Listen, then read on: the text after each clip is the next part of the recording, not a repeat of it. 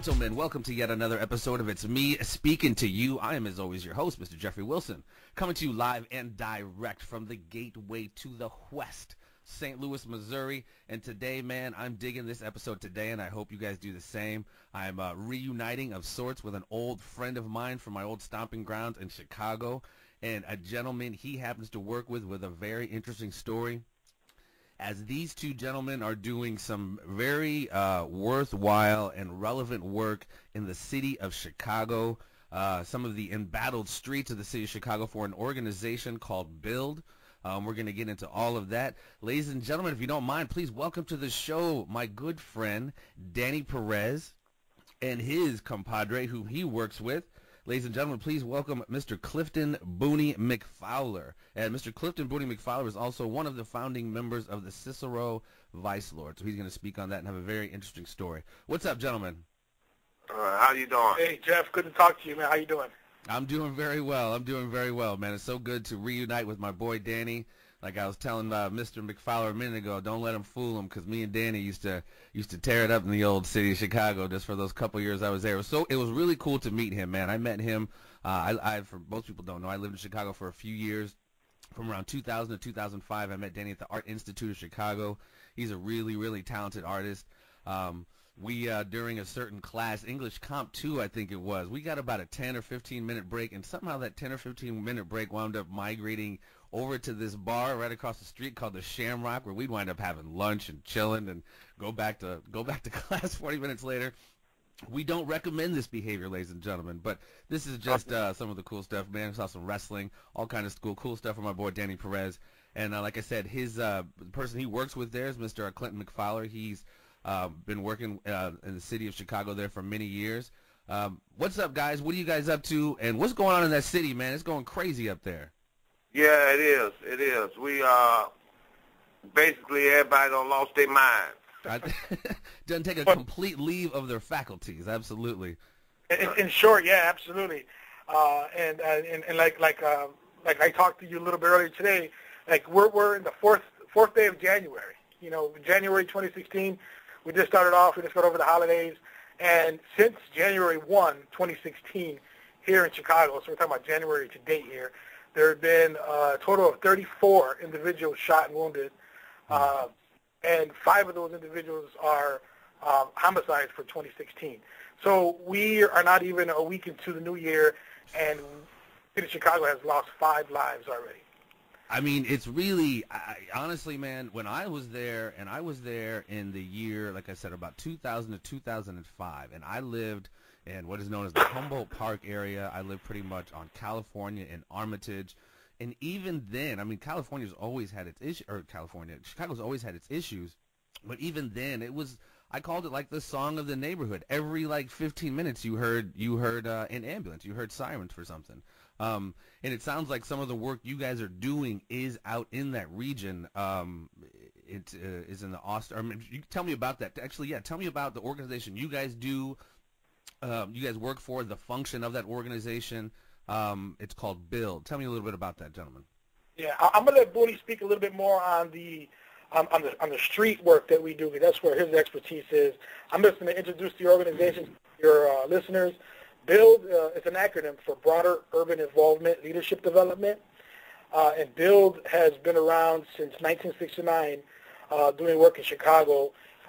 It started off as an intervention sort of service. So there was a couple gentlemen, Hank Bach, Bob Gemolo, who got together and realized that there was a need to get out on the streets and talk to some of these young people to help them realize that there was more to life than, you know, hanging out on the street and doing that gang stuff. So they got together and they founded B.U.I.L.D. and they worked with a couple hundred kids in the Humboldt Park community.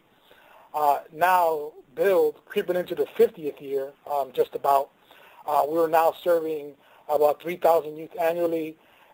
We serve young folks in some targeted areas, Austin being one of them, East Garfield Park, Humboldt Park, Logan Square area, but we also do support work in throughout Cook County, including like the Juvenile Detention Center. So our reach is broad, and we stretch across a large part of our city.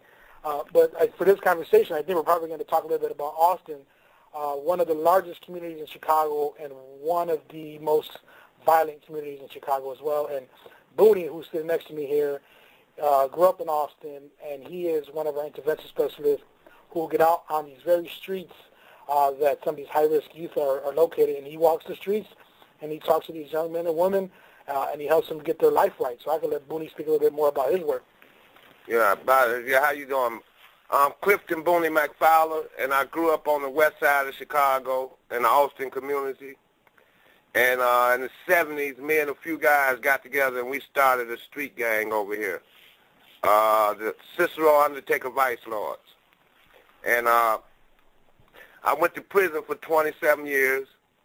I did 27 years and 9 months. And upon my release, I saw the condition of my community, and I knew I had to do something to try to help this problem. I was such a major part of the destruction of my community. Now I play a role in the reconstruction of my community. So what we do now at B.U.I.L D gives me the resources to go back out to my community and offer my kids other options. Because these same little guys that's doing the shooting and getting shot, majority of them I work with some kind of way, either indirectly or directly through B.U.I.L D. Mm-hmm. And the last couple of months, I done got like 3 or 4 of them into college. These little guys that was out on the streets, gang banging, selling drugs, shooting. See, a lot of people got the misunderstanding thinking that these kids in my community are looking for a crutch. And all we looking for is an opportunity. And majority of them, if we present them with an opportunity, they'll grab it. Mm-hmm. A lot of them don't really want to be in our community, especially in Austin, we lead in everything but in resources. We leading in the murder. We leading in the recidivism rate. You know, in Illinois, it's 6 communities that make up over 65% of the prison population. Mm. And it's number 1 in the recidivism rate. We actually have a block in Austin, what they call a $1 million block. And what that is, they said it costs the taxpayers $1 million to house the people that they lock up off this one particular block. So, and within all our communities, a lot of our issues is the violence is a key, but poverty is the root of all of the problems in our community.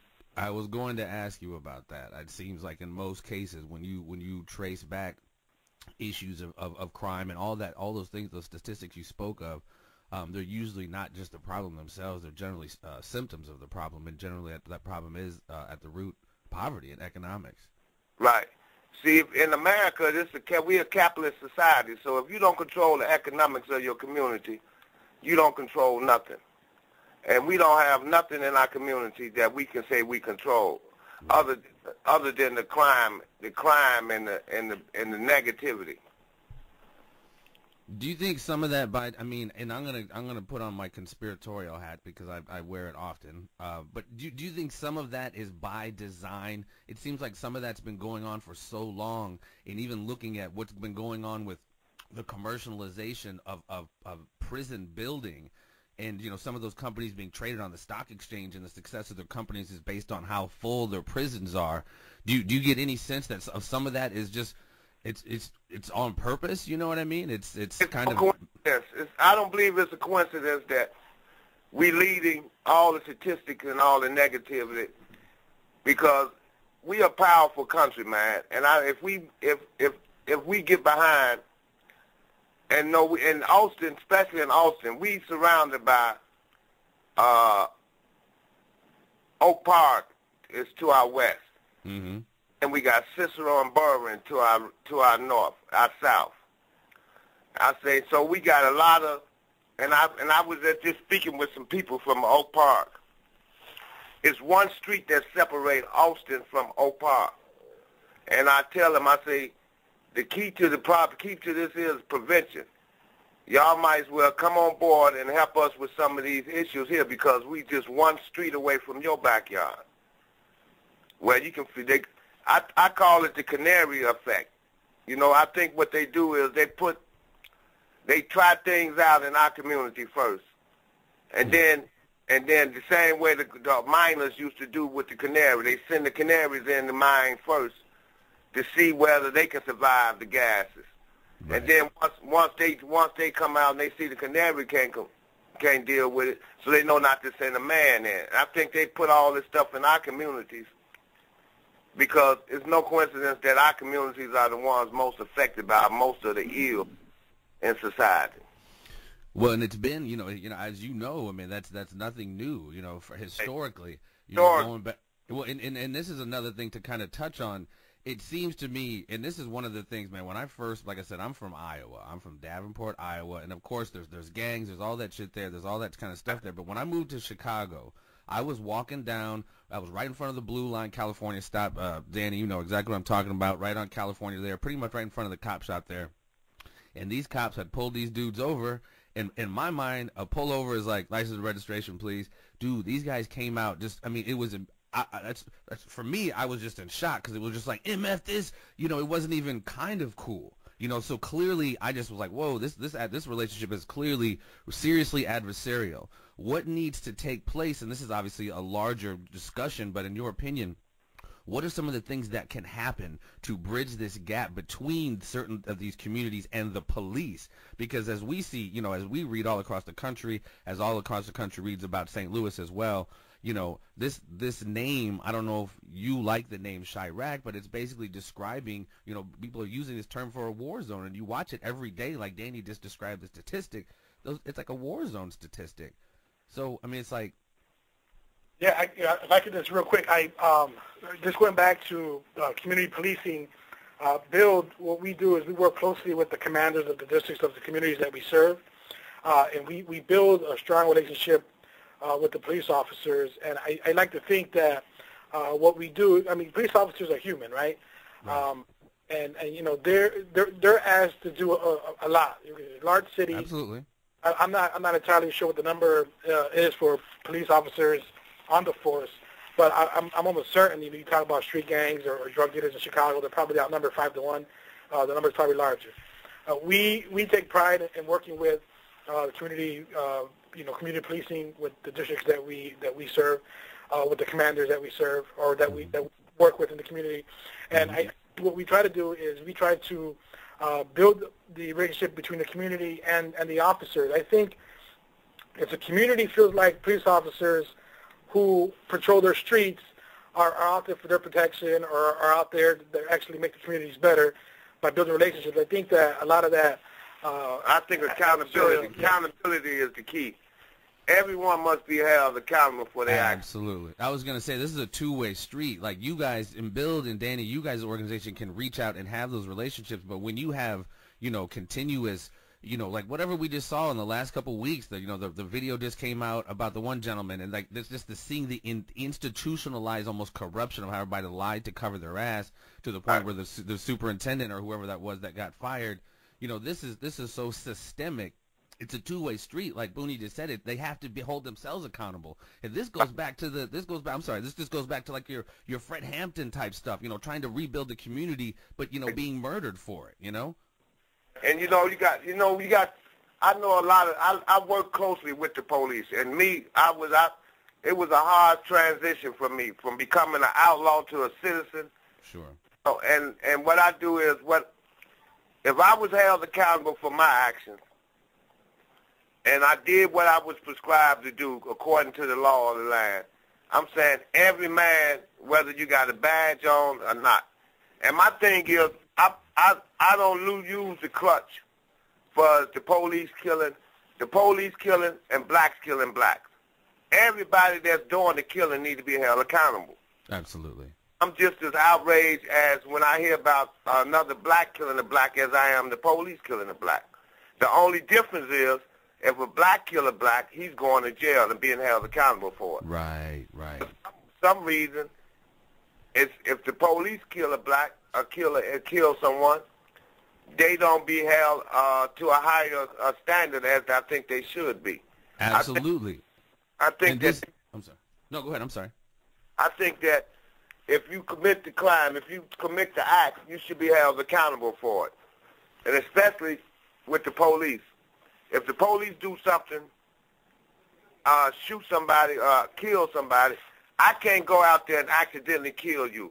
without being punished for it. Absolutely, absolutely. And this is what I'm saying, almost the historical nature of this. When the kids, the people you talk to all the time, don't see that accountability, they just say fuck it. Honestly, I mean, I'm probably, you can cuss here because it's just an online show, but it's just like there's these kids today. I remember I grew up a cynical kid, just knowing the nature of political corruption, etc. But to see it so rampant and just worried about getting killed by the police walking out of your house in some of these areas, it's just like, man, I see, like, when I say bridging this gap, I don't mean it's huge, obviously, and you guys know it better than anybody, and it worries me, man, because it's like there is no accountability at all. Right. Rahm Emanuel can get up there and do that crocodile tear bullshit, but that's like, man, that's people see through that. Even with all the scrutiny that he's under, I think he's doing as great a job as he can with what he got to work with. Because this problem didn't just start under his regime. No, absolutely, absolutely. Chicago has a long history of police in our community. But him doing things like sitting on the video, for right. a year, especially right before the election came out, just for right. political expediency. Politics, that's part of the politics. Yeah. Right. But that doesn't engender any, you know what I mean? That doesn't engender any kind of like love from the community when he's trying to say later on, no, I really care. Like, man, you've known about this. Right, right. So not only him, I feel that the courts and the justice system in itself need to sit down, and when they make the policies and rules and regulations, I think that the community need to have a more active voice in this here. And by that I mean that what I did, I'm also a deputy registrar, right? I can register people to vote, and it's hard to get my community involved in the political arena. Absolutely. Because they don't see so much corruption, and they feel like their voice ain't nothing, and their vote ain't nothing. So I think that we got to, in order for this, we got to get off of this label stuff, putting labels. Mm-hmm. I know, Booney, you made a good point. Well, he was interviewed by Rolling Out magazine about a month and a half ago or 2 months ago when Chirac, when that film was just being released, and Booney made a great point about labeling. Right. And share that with you now. That'd be great. Okay, the label. My thing about labeling is I saw that. Yeah, that was a good point too. Yeah. That's a dangerous road to go down, because if you get to calling, if you get to telling anything something for so long, eventually it's gonna become that. So if we get to keep promoting Chirac and all of this, eventually the people gonna start responding and acting accordingly. That don't help the problem. Exactly. So if you're telling these 15, 16-year-olds who are on the street or on the verge of dedicating themselves to crime, if you keep calling their city Chirac, mm-hmm. and Chirac, these young bloods are going to start feeling like, let me represent my city. Right. It becomes like a self-fulfilling prophecy type thing. Yeah. Exactly right. So that whole Chirac, it's a film. It's sort of I think that's not but I know from hearing from the kids that I deal with that they try to live up. Kids try to live up to it. Live up to what you tell them. Absolutely. And if you keep telling them, and like I said, if you keep telling the dog it's a cat long enough, they're gonna start barking. Mm-hmm. They're gonna be meowing. Yeah, exactly. When see, and this is where I find the frustration, man. Like I don't know, Danny. I think I met you afterwards, man. But I worked at an after-school program across the street from Cabrini Green called Cycle for a few years, and it was just, man, you saw some of the most, crazy at risk, but you saw some of the most brilliant kids in there who, like, Booney said, just oftentimes aren't given the opportunities. But just like, I'm sorry. No, some of these young minds, these guys, they're so street smart, and they know how to make a profit. That if they were in a different situation, if they were running it differently, yeah, like they're a CEO of a company. You're probably talking. They have all of the skills they need. Yeah. They got the marketing skills, the distribution. All of these is quality that it takes to run any Fortune 500 company. They can do anytime. They can take a bag of powder substance and create a multi-million-dollar operation out of it. You know what I mean? They can do it from the math all the way to the promotion, to the distributing. They know the whole operations inside and out. Right. And they can do it. And what my thing is, I tell them, I can't teach you anything. All I can do is guide you. A lot of them is misdirected. And what I say about street organizations, as people call them, gangs. Gangs in itself is not necessarily a bad thing, because if you really understand history, we come from a tribal people. All throughout, even in the land that they call Africa, it's tribes.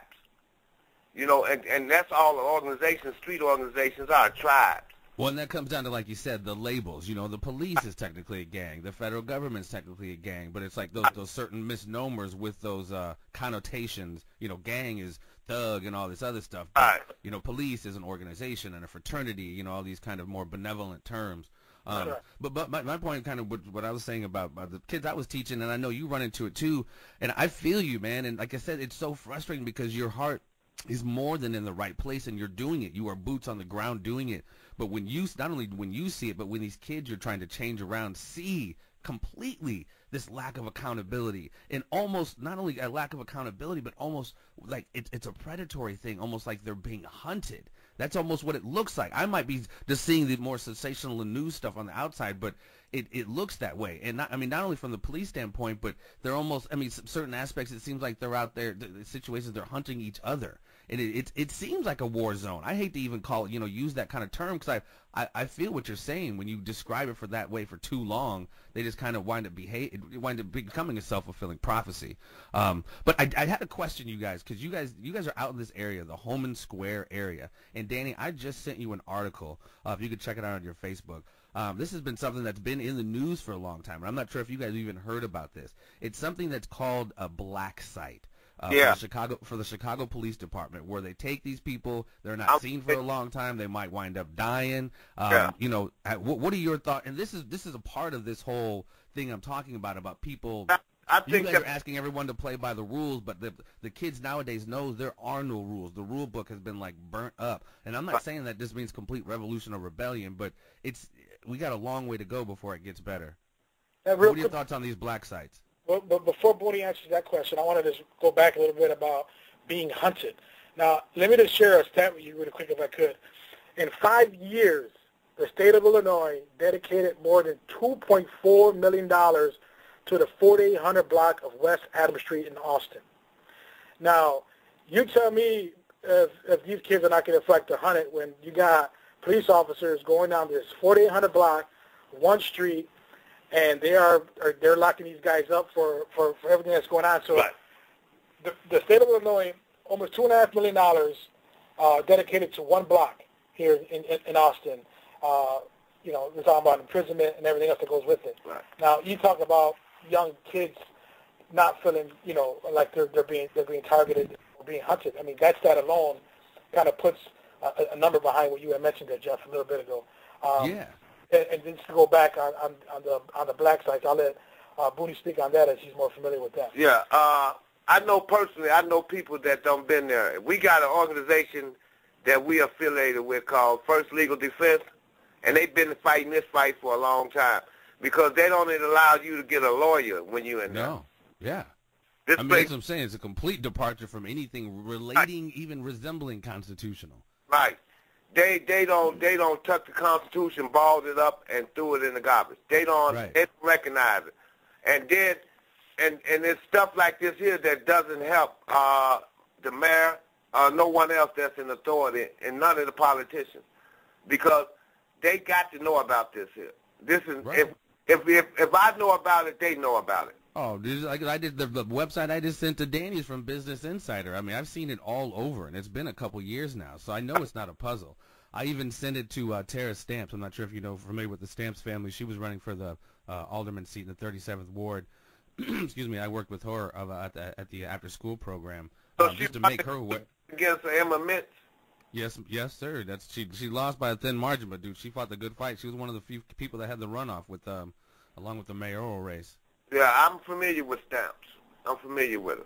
That's my girl. She's my people's. But yeah, I think more people need to be made aware because it's just like, it's this.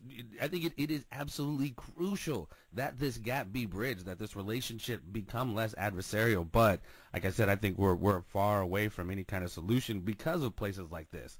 You know, because of just complete. Who was it that I see? Excuse me, the grandmother that was killed, 55-year-old grandmother that was killed in her doorway the other day, or the Quintanino Legrier, the 19-year-old. The dad called the police there, and they wind up shooting him. And I mean, it's just it's stuff it defies like logic, man. Right. Stuff like that is stuff that you would think that would never exist in a society that we have in America. And I may be wrong, but I believe the grandmother who was accidentally shot and murdered, her grandson, Jamal Cole, is actually an advocate here in Chicago, helping young African American and Latino boys and girls experience their city. He has an organization called My Block, My Hood, My City, and his organization takes young people out of their neighborhoods and into the downtown area, Greektown, Chinatown, or what be, so they can experience their city and kind of, you know, expand their horizons a bit. So this young man, he's fighting a good fight here in the city, and his grandmother was a victim of that unfortunate. Oh, wow. Well, I had heard there was a 911 call because another son of hers, he had some mental health issues, but when they got there, they just, you know, fired on her apparently. But see, that's the thing. Whenever the police did a crime, everybody sugarcoats it. You know, that was a crime. That was a murder. That was an execution. This lady came to the door, going to perform her civic duty. It was a call for the police. She come open the door to let the police in, and before she can get the door open, they got the shooting. And that's the same thing with the Quintanino Legrier case, the young man. His dad had called the police. Right. This is what I'm saying is that they gotta sit down and let the police know that every call is not a shooting call. You ain't got to draw your gun every time. Right. You know, I mean, it got to be a way that they can condition and train them, because this got to be coming. Because this is not every now and then. This is every time. Exactly. And that's what I'm saying. I mean, imagine how used to it we are. These kids today, man, when we're gone, I mean, not even before we're gone. It's so ingrained in the culture, the mistrust. It's like shoot first, ask questions last on both sides, it seems like. It is. It's all the way around the board. It ain't all the police. I mean, we as the community play a part in it too, for creating the atmosphere where the police feel like they got to shoot everybody. Well, and you know what? A tie that binds here, man. One of the reasons we shut down over at Cycle, over at Cabrini, and it was I'd watched some of your videos. I think it was Inside Chicago, and your executive director, I forget the gentleman's name, I apologize. But he was saying so many other organizations like yours have come and gone, mostly because the lack of, like you said, Booney, resources. There's no dough, there's no cash in helping save these kids. Right, and that's what my thing is. We allocate all the money to the wrong stuff. We allocate money that we take away from the social programs, and social programs is what we need in my community. We got to have more B.U.I.L., or give B.U.I.L. more where we can expand to get more done. Because it's people in my community that I know for a fact that would get out and do the leg work and do the footwork.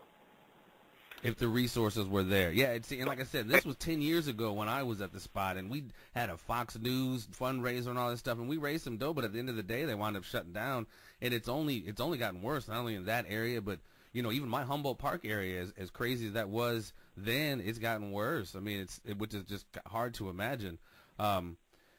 So, I mean, I appreciate, I swear, man, I so, Pat, you guys, I just appreciate the work you guys are doing, man. I know it has to be frustrating. Obviously, nobody has a crystal ball, but, like, looking forward and understanding not just the what you guys are trying to do with the, you know, the good intentions, but the realistic aspect of what really is going on the boots on the ground, of what we just talked about, the lack of trust, the economics of it. Where do you guys see Chicago in these areas? I know you want to be positive about it, but from a realistic standpoint, where do you guys see these areas and these communities in the next few years? In the next few years, I see the communities getting with the participation and the help of the rest of society. I think that I know for a fact that we can turn this thing around. And like you said, it ain't going to happen overnight. It didn't take overnight for us to get in this condition. Absolutely. But it's going to take some time and some to get us out of this condition. Yeah, and just to add on that, I think that the work that B.U.I.L.D does now is critical, more now than ever. With organizations closing because of funding, B.U.I.L.D, we were able to, offer, additional services because of the way we set up our funding. We're not so relying on government and state funding. We have a lot of individual donors and a lot of foundations that are supporting our organization. So we're able to expand, and we're able to offer programming when a lot of institutions are closing, which is something that we're proud of. But as an organization, our position is on whole violence and everything in every community that we serve, whether it's being reported in the media or not, is that we're going to continue to be in the front line. We're going to continue to work with some of the most distressed youth in some of the most distressed neighborhoods facing the greatest risk. We're going to strive to make sure that they're safe now and that their futures are bright. And that's our oath to not just Austin, but the other communities that we serve, and we're going to do it one youth at a time. And we hope that over the next 10, 15, 20 years, or whatever it may be, that these neighborhoods that we work in, these young people start to realize how important they are to their community and be able to give back at one point.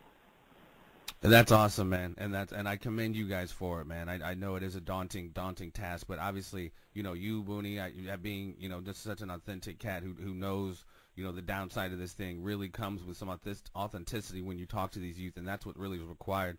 And I know Danny, you know what I mean. I know, you have, you've lived in Chicago forever, man. You know that city just as good as anybody else. So it's good to see somebody who's really, been a part of that city for so long, really try to help.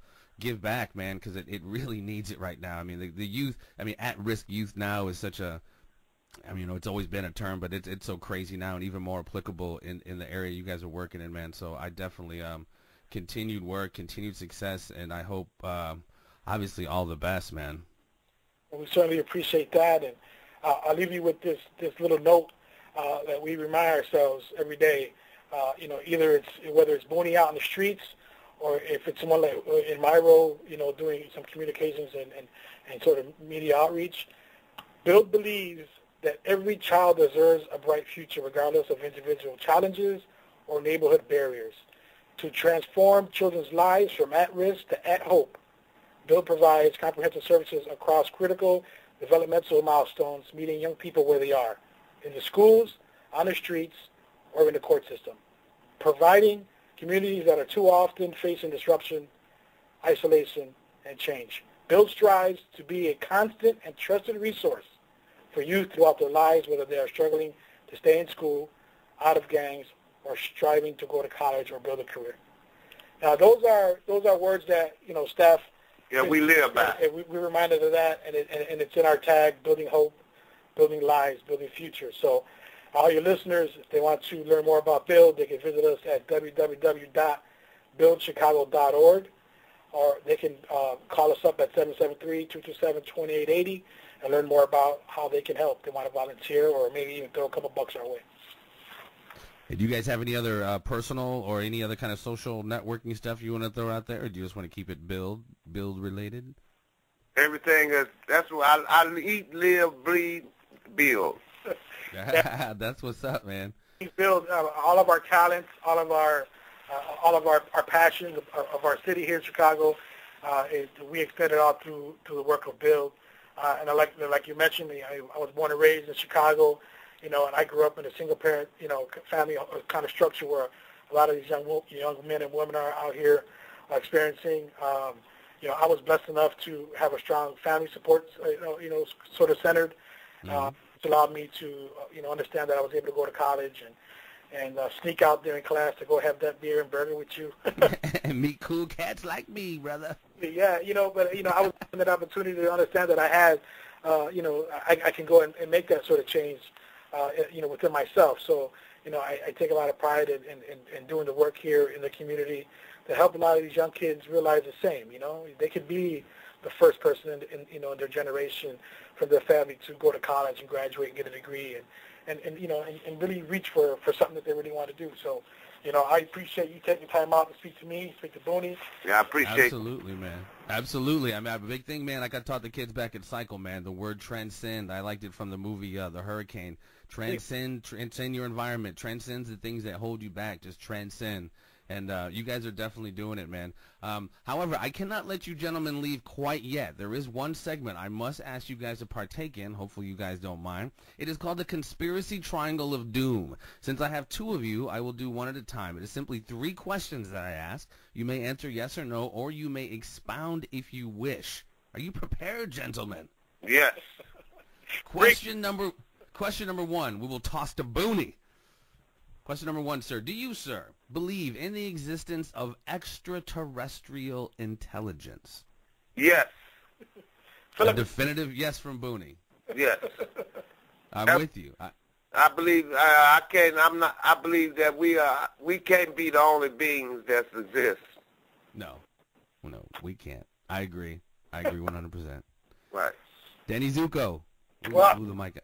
What do we got? Same question. Do you believe in the existence of extraterrestrial intelligence? I'm not necessarily talking about UFOs, just in the universe, the existence of...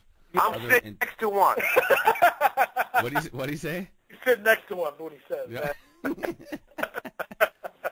I think our universe is so vast that it's kind of hard to think that our little speck of Earth is the only area with some beings. I have to go with, I agree. I think that there are some ETs out there, man. I agree. It'd be a waste of space if we were the only ones, I tell you. Question number 2. We will toss it to Daniel first. Good sir, do you believe in the official version? Do you believe in the official story of the events of November 22nd, 1963? This being Lee Harvey Oswald firing 3 shots from the Texas School Book Depository, wounding Governor John Connally and killing President John Kennedy. Well, I got to say, Oswald was a Marine, right? He was a Marine, but he had MAGA's draws.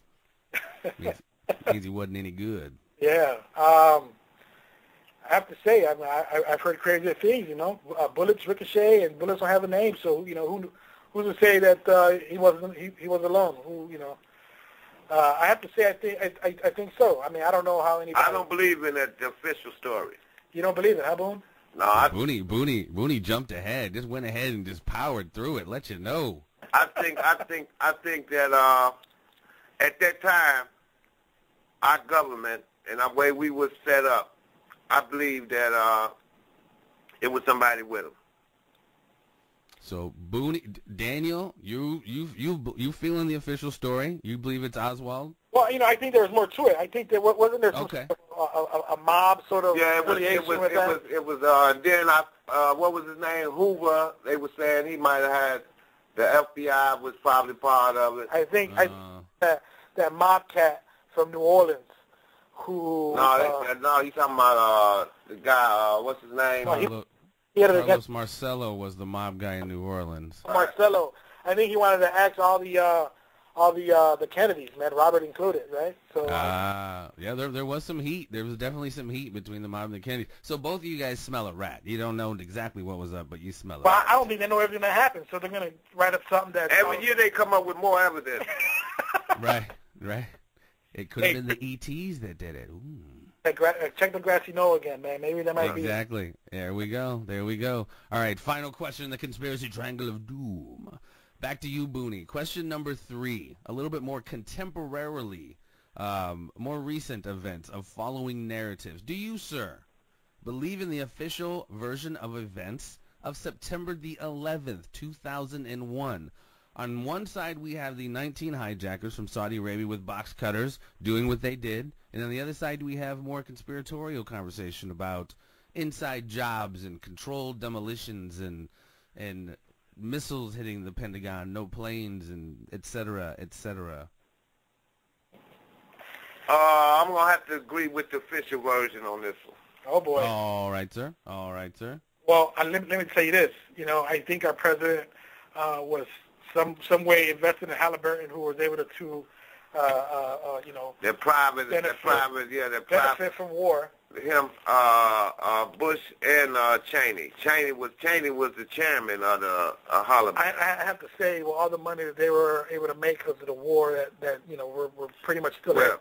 I have to say that it was some conspiracy with our government. I have to say, I don't think that was just a bunch of dudes who got through security and did what they did. I think that our government was aware, and I think that they spent what, $2.something billion on that war? I think it's trillions now. Trillions. Oh yeah, they're up in the trillions now. Yeah, the official story, I don't think it digested well with me. I think there's more to that. So we were fighting. Right on. Another rat is smelled. Booney, however, is feeling the official version. I feel the official version to a certain extent. Okay. There's no right or wrong answers here. I'm just picking your brain. Okay. Now, do I think that I believe the motive was a bullshit. The reason that it started. I think that I don't want to point the finger and say we too big of a powerful of a country, man, to allow 19 individuals to come and just totally conquer us like that. It does sound a little off the wall, considering all of our, like Danny said, the security and all that. It does seem a little crazy, but stranger things happen. Who knows? Stranger things have happened. Absolutely. Gentlemen, you have walked in and emerged unscathed to the Conspiracy Triangle of Doom. I more than appreciate your time, gentlemen. I know it is the first day back to the grind, and as Danny said, the numbers are already stacking up, man, so you guys obviously have some more work to do, as it is never ending, man. But I definitely appreciate it, man. I definitely appreciate you taking the time, not just with me, but Booney, the boots on the ground, man, the work you've done. Keep it up, man. I know it's daunting. I know it's frustrating. The world is watching, man. The world is watching that area, and it seems to get crazier every day. But I think little by little, man, with the work you guys are doing, I think the tide can be turned, man. I definitely think so. I know it can. I agree. And with I know it will. As long as we can keep y'all to support us. That's right. Absolutely. And I will post links to the web, for the website build. To the link to this video and get that word out. Make sure you let them know that Bill is it. And real quick, Jeff, if I could. Absolutely. I got a question for you. Are you 100% convinced that the moon landing was real? Yeah. Yeah. All right, I got Lincoln. I mean, when you say 100, there is that, like, the only 0.1% is the issue with the Van Allen belts. I'm not sure if you're familiar, but it's like this area of radiation that apparently no human can get through. But I mean, I don't know. The Van Allen radiation belt, absolutely, yeah. From the shit, dude. I'm just sorry, man, but I watched a Dick Gregory video yesterday, and anything's damn possible anymore. This brother done blew my mind. Dick Gregory, I read a lot of his stuff. Huh?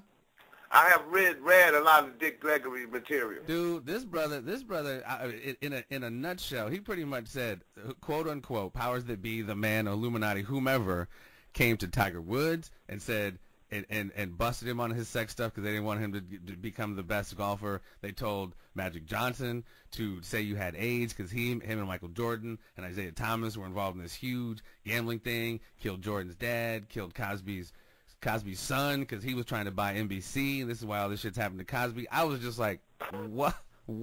I've been heard that about Cosby. They saying that this didn't come out until he got to trying to buy NBC, because for a long time. That was a while ago. That was a while ago when he was trying to buy NBC. All right, but sometimes it takes time to get what you need, what you want. Right. No, that's true. Because, dude, he's like 80, and now you're going to decide to destroy my man? It's like, damn, all right, Yeah. But the Tiger Woods thing, it was crazy. I was just, Dick Gregory had me. I love a good conspiracy, so he had me. So you read To Be Heard on the Pale White Horse. Of course, William Cooper. Yeah. Very cool. The late William Cooper. Well, gentlemen, it's like I said, man, awesome. Danny, brother, I love you, man. I got to get up there so we can kick it, man. It's been all too long. The Shamrock's still open, bro, so we got a spot. What's that? I said Shamrock is still open, so we got a spot. Is it really? I was wondering if that bad boy's still open. That place is open, man, no doubt. Is the Art Institute still in that same building, the Merchandise Mart? It is, yeah, and they expanded into the Loop area, like on Wabash. There's another like a culinary and then like the design. Oh, wow. Spending that big tuition money that they've been jacking from people. Good Lord. I'm still paying Sally Mae because of that visit over there. Damn right. You're damn right. All right, fellas, man. The King Alfred plan. What's up? King Alfred plan. Oh yeah, King Alfred plan. The what is that? Rex 86 or Rex 87? Yeah. This is kind of what I was talking. This is kind of what I was alluding to earlier about this things being by design. Right. Some of these things. I think it lends itself to that kind of King Alfred plan and that Rex 86. See, man, why are you gonna pull that out now? We could have been chopping it up on some King Alfred. We're gonna do this again, man. Hey, what about the Global 2000? I've not heard about the Global 2000. This is when Jimmy Carter was the president. They came out with a statistic saying that that the world was one third overpopulated, and at the same time they came out with a statistic that 1 out of every 3 black men to be in prison or have something to do with the criminal justice system. I wonder if you're talking about the National Security Memorandum 200. It might be 2000. I'll go check it out. But it is. It coincides with that whole Rex 86 King Alfred thing. That Agenda 80 or what is it? Agenda 21. The UN thing about It's a very deep rabbit hole, and I'm glad you're hip to it, brother. Damn. See, we could have been chopping it up about it, but I will definitely have you guys back on, quite frankly, because the relevant nature of the work you're doing and the stuff ain't going nowhere. So I'll be definitely anxious to have you guys back on to chop it up about your progress, man. Yeah, man, you know how to get a hold of us, and we'll be happy to sit down and chat with you again, brother. Yeah. Absolutely, absolutely. All right, gentlemen, back to work. It has been my absolute pleasure, man. This has been Clifton, Booney, McFowler, and my boy, Danny Perez. Gentlemen, again, thank you so much, and continued success, everyone. They are working for the organization known as B.U.I.L.D. Check them out. I will post a link here to the video. Take care, guys. Happy New Year. Same to you, Steph. Take care, man. All right, peace. All right. Thank you for listening to It's Me Speaking to You. Please spread the word and subscribe to the YouTube channel, and stay tuned for more conversations with a variety of guests on a variety of subjects.